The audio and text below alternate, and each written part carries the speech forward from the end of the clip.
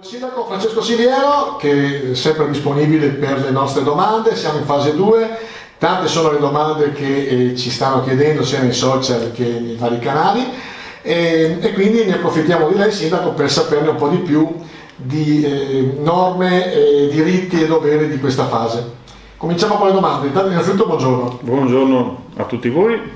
Insomma, siamo qua oggi con il nostro consueto appuntamento, ma in una modalità un po' diversa rispetto al solito. Comunque sempre bello, insomma, partire anche dalle domande delle persone. Sì, la prima domanda è se ci sono altri casi oppure se siamo ancora fermi tra i casi, se la situazione a Tagli di Po è monitorata e tranquilla. No, per il momento siamo ancora fermi a 3 casi, come dicevo, sono in attesa l'esito dei tamponi di riscontro per sancire la guarigione, e quindi insomma la situazione è ancora sotto controllo, non ci sono grossi problemi da questo punto di vista, quindi tutto procede bene. Ecco, ricomincio con le domande. Apertura del 18, si sa, è già certo chi aprirà? Per esempio ristoranti, bar, parrucchiere, estetista, barbieri rientrano in questa apertura o è ancora slittata il 1 giugno? Beh, tecnicamente il decreto del 26 aprile termina il 17 maggio, quindi siamo ancora in attesa di sapere le nuove disposizioni che probabilmente ci saranno questa settimana. Quello che ci auspichiamo tutti quanti, era anche l'auspicio di tutti i governatori delle regioni a questo punto, politicamente trasversale questa idea, che non c'è riferimento a destra e a sinistra, ma tutti quanti i governatori ormai chiedono di ripartire, visto comunque la flessione nei casi, visto comunque che non si conosce il problema fino in fondo quale può essere la soluzione, visto anche il fatto che comunque questo stop forzato ci sta portando veramente grossi problemi economici, quindi rischiamo di sopravvivere magari al virus, ma morire, passatemi il termine, che non è corretto mai in questi casi, però insomma avere dei grossi problemi per quanto riguarda il lato economico. Quindi ci auspichiamo veramente tutti quanti che dal 18 si possa ripartire, magari in una fase di prova di 15 giorni, che è il periodo ipotetico di incubazione del virus, però ripartire insomma. Questo lo sapremo probabilmente in questa settimana. In questa settimana, siccome tutti quanti ci auspichiamo veramente ci sia questo decreto che sancisca la ripartenza con tutte le dovute precauzioni del caso, però ripartenza. Sì, sabato c'è stata la l'incontro, diciamo, dei commercianti e degli artigiani, successo, un po' di polemiche come al solito, come ci si aspettava, però qualcuno proponeva di ridurre tali, tasse e altre cose. Cosa può fare il comune? Cioè, come si può muovere e che paletti deve rispettare?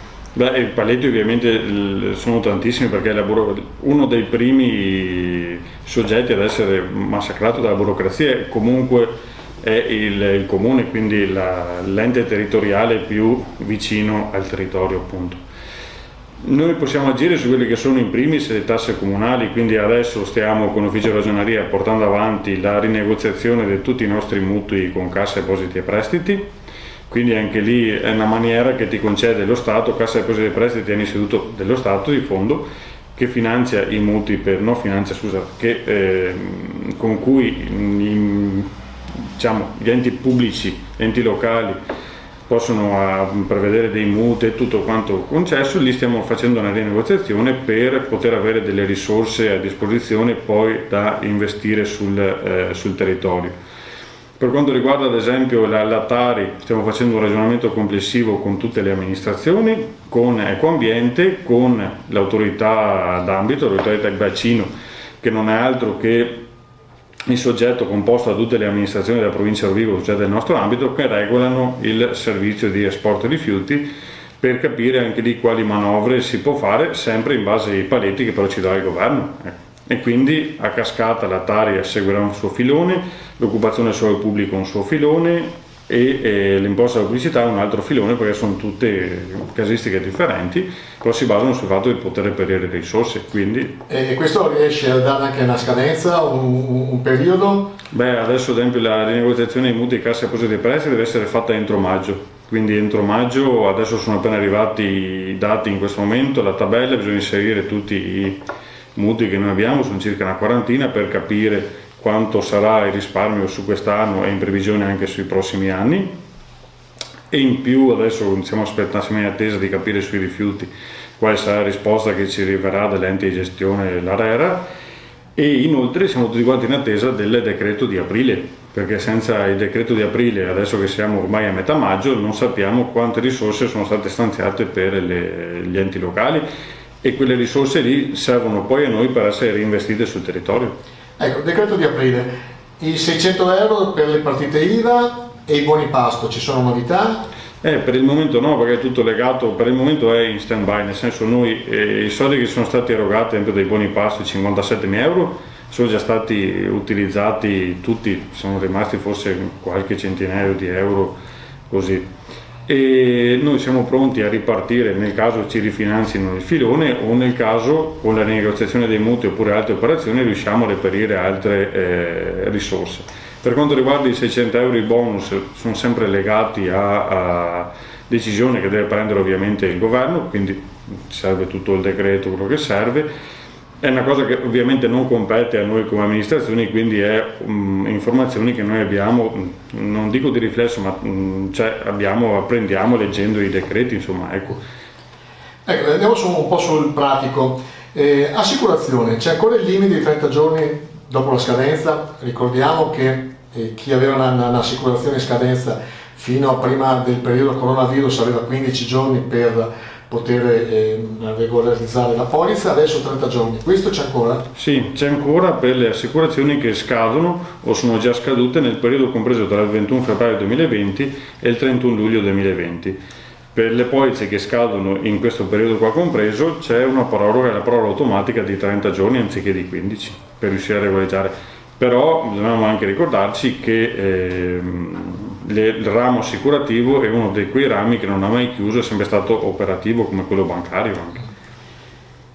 Revisione auto, l'impossibilità di revisionare l'auto in questo periodo, perlomeno fino al 4 maggio, adesso?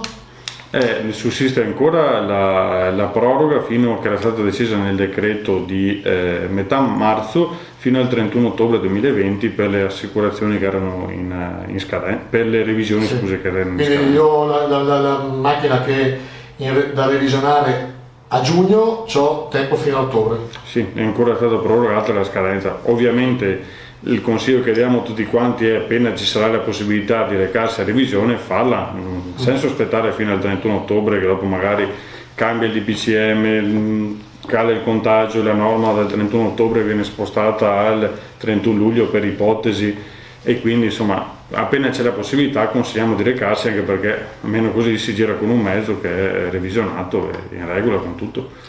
Ecco, un'altra cosa da sottolineare, che parlavamo appunto fuori onda prima, non si può consumare fuori dai locali che fanno take away.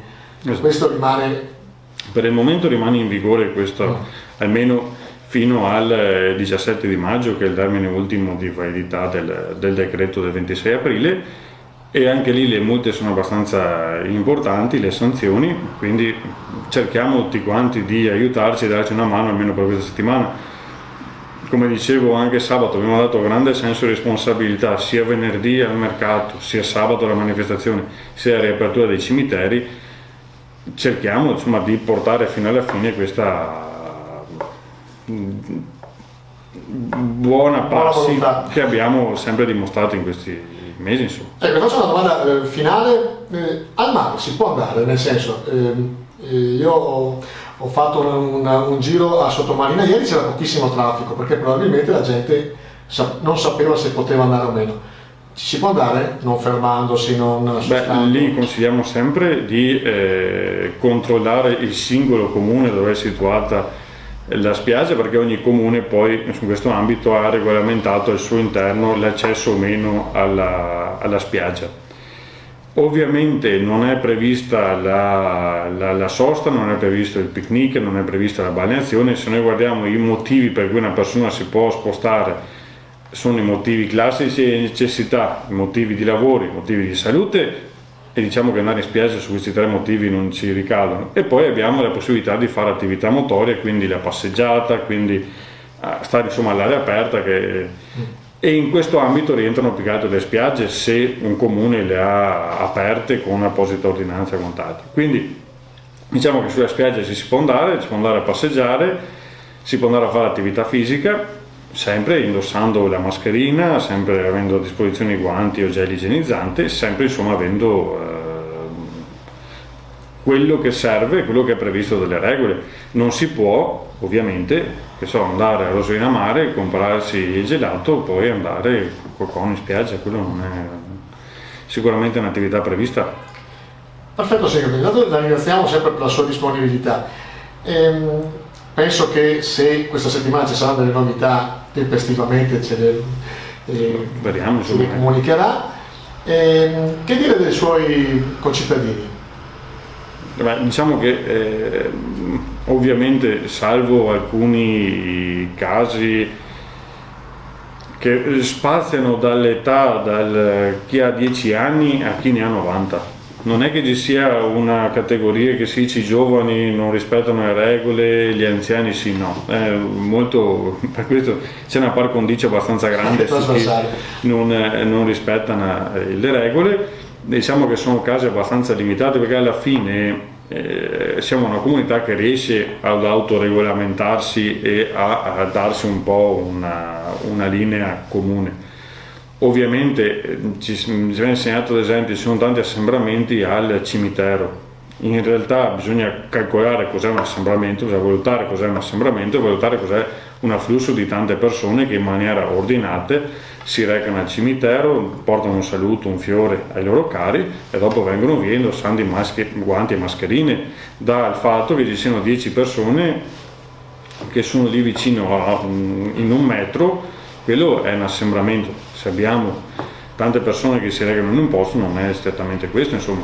Quindi diciamo che per il momento è stata una sorta di autoregolamentazione che ha tenuto. Non dimentichiamoci, alla fine i supermercati hanno sempre funzionato con le regole, con le code alla cassa, con la coda prima di entrare, tutto quello che vogliamo, però ormai ha funzionato. Sindaco, la ringraziamo, al prossimo incontro. Grazie, e un'ultima cosa volevo aggiungere, probabilmente anche dalla prossima settimana inizieremo una vita un po' più normale per quanto riguarda l'accesso anche al municipio. Adesso vediamo, stiamo un attimo costruendo il tutto quanto, come apriremo anche la biblioteca questa settimana, appena avremo tutti i protocolli in modo da fare tutto quanto in sicurezza, perché ovviamente anche noi dovremo ritornare ad una vita normale, diciamo così. Grazie Sindaco, buona giornata. Grazie a voi, buona giornata.